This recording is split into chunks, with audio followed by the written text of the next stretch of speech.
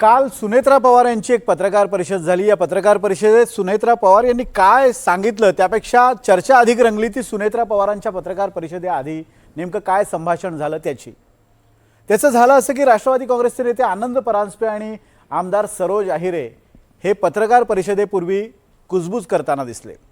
दोघांमध्ये अशी चर्चा सुरू होती की पत्रकारांना कसं रोखायचं, कशा पद्धतीनं पत्रकार परिषदेमध्ये आपण प्लॅनिंग केलं पाहिजे, अशा स्वरूपाची ही चर्चा होती। पण त्यांच्या लक्षात आलं नाही की माईक्स ऑन होते, त्यामुळे हा सगळा संवाद माध्यमांच्या कॅमेरामध्ये रेकॉर्ड झाला आणि त्यानंतर एकच गदारोळ उठला, त्यावरून टीका टिप्पणी झाली।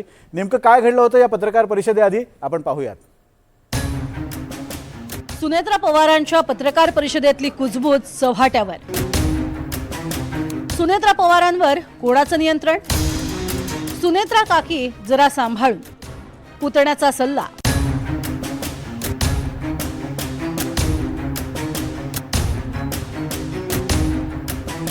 सुनेत्रा पवार राष्ट्रवादीच्या राष्ट्रीय अध्यक्ष झाल्यानंतरची ही पहिलीच पत्रकार परिषद। या पत्रकार परिषदेला सामोऱ्या गेल्या त्या उपमुख्यमंत्री सुनेत्रा पवार, राष्ट्रवादीचे नेते प्रफुल्ल पटेल आणि सुनील तटकरे। या पत्रकार परिषदेत काय झालं त्याहीपेक्षा या पत्रकार परिषदेआधी काय झालं ते पाहणं जास्त महत्त्वाचं आहे। त्यामध्येच लपली आहे खरी बातमी। पत्रकार परिषदेसाठी नेते आधीच बाहेर येऊन थांबले होते। माध्यमांची गर्दी होती। माध्यमांनी आपापले बूम माईक टेबलवर ठेवले होते।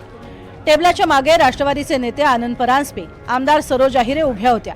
टेबलावर ठेवलेले माध्यमांचे माईक ऑन आहेत हे नेत्यांच्या लक्षातच आलं नाही आणि सगळं संभाषण माईक मध्ये रेकॉर्ड झालं।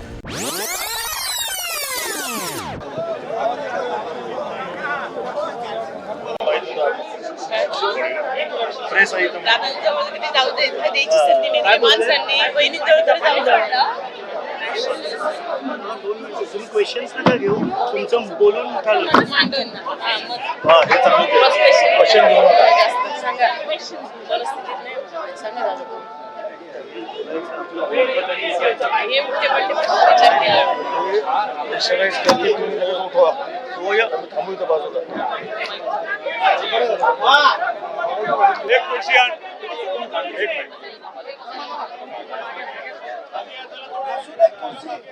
एक कुर्सी द्या ना।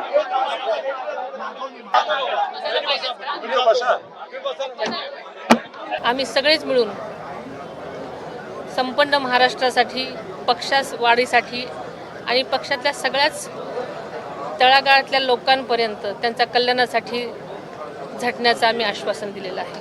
धन्यवाद।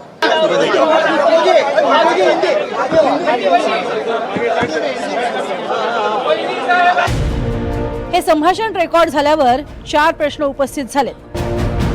आमदारांना दादांजवळ जाऊ दिलं जात नव्हतं का? आमदारांना दादांजवळ जाण्यापासून रोखणारे नेते कोण? सुनेत्रा पवारांना त्यांना जे हवं ते पत्रकार परिषदेत बोलू द्यायचं नव्हतं का?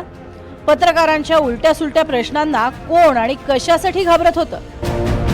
ही कुजबूज समोर आल्यानंतर रोहित पवार यांनी राष्ट्रवादीच्या नेत्यांना एक आणि सुनेत्रा काकींना एक असे 2 सल्ले दिलेत। सुनेत्रा काकी या सक्षम महिला आहेत, पवार परिवाराचा एक घटक आहे आणि मग त्याच्यात त्या प्रेस कॉन्फरन्सेसला सुद्धा समोर जाऊ शकतात, त्यांना वाटेल ते त्या ठिकाणी बोलू शकतात।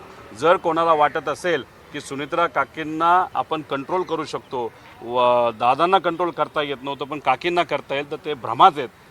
थोड्या दिवसानंतर नक्कीच कळेल की ताकद काय असते आणि एक नेता कशा पद्धतीने पार्टी तिथं चालवत असतो। त्यामुळे ह्या 4 जे कुठले नेते आहेत त्यांनी थोडंसं सांभाळून राहावा, सांभाळून वागा, एवढंच या ठिकाणी सांगतो। त्यांचं मत आणि सगळ्यांचं मत तेच ते 4 यांच्याबद्दल त्या ठिकाणी असावं, याच्या पलीकडे दुसरं कुठलं नाही।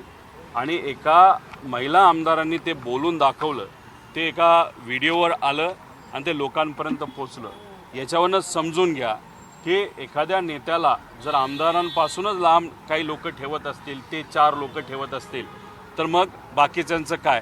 तरी दादा हे दादा असल्यामुळे त्या गोष्टी तशा होऊन देत नव्हते, पण तरी जर होत असेल तर काकींनी सुद्धा कुठेतरी सांभाळून राहिलं पाहिजे, एक पुतण्या म्हणून त्या ठिकाणी विनंती करतो। रोहित पवारांनी कुणाचं नाव घेतलं नाही, पण त्यांचा रोख प्रफुल्ल पटेल आणि सुनील तटकरे यांच्याकडेच आहे। रोहित पवारांनी हे सल्ले दिल्यानंतर ते मुख्यमंत्र्यांच्या भेटीला पोहोचले। मुख्यमंत्र्यांची भेट घेऊन ते बाहेर पडले। त्यावेळेला व्हरांड्यामध्ये सुनील तटकरे होते. रोहित पवार आणि सुनील तटकरे एकमेकांच्या समोरासमोर आले, पण दोघांनी एकमेकांकडे पाहिलंही नाही. सुनील तटकरे काही नेते आणि पत्रकारांशी बोलत होते. त्यांच्यासमोर रोहित पवार आणि भाजपच्या आमदार मंदा म्हात्रे यांचं बोलणं सुरू होतं. त्यानंतर रोहित पवार आणि सुनील तटकरे एकमेकांशी एक शब्दही न बोलता निघून गेले. अजित पवारांच्या निधनानंतर रोहित पवारांच्या टार्गेटवर पटेल आणि तटकरे आहेत. आता सुनेत्रा पवार यांच्या पत्रकार परिषदेआधीचं संभाषण कॅमेरासमोर रेकॉर्ड झाल्यानंतर या दोन राष्ट्रवादीतल्या नेत्यांच्या या छुप्या संघर्षाला आणखी फोडणी मिळाली आहे. आता राष्ट्रवादीमध्ये कोण कोणावर नियंत्रण ठेवतं पुढच्या काही दिवसातच स्पष्ट होणार आहे. Bureau report, NDTV Marathi, Mumbai.